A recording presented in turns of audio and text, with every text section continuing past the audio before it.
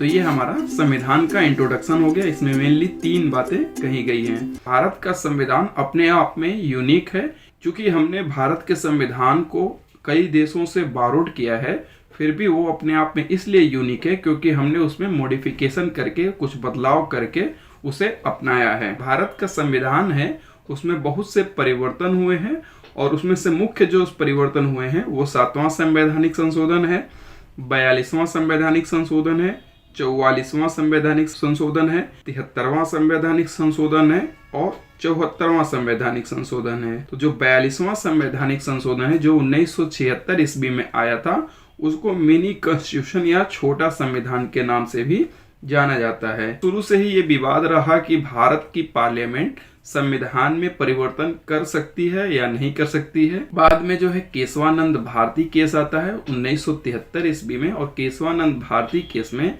Supreme court ये ruling देती है कि पार्लियामेंट जो है संविधान के किसी भी भाग में परिवर्तन कर सकती है, संशोधन कर सकती है, लेकिन संविधान के बेसिक फीचर को नहीं छीन सकती, बेसिक स्ट्रक्चर को नहीं प्रभावित कर सकती। तो ये हमारा संविधान का इंट्रोडक्शन हो गया। इसमें मेनली 3 बातें कही गई हैं। पहली बात यह है कि जो 42वां संवैधानिक संशोधन है इसको मिनी कॉन्स्टिट्यूशन के नाम से जानते हैं।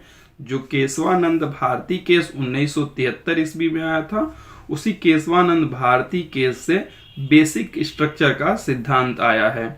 और तीसरी बात यह है कि जो संविधान का संशोधन किया जाता है ये संविधान के अनुच्छेद 368 यानी 368 अनुच्छेद नंबर 368 के तहत किया जाता है, और 368 नंबर का अनुच्छेद है ये संविधान के भाग 20 में है। तो याद रखिएगा कि संविधान के भाग 20 में सिर्फ एक ही अनुच्छेद है जिसको 368 कहते हैं।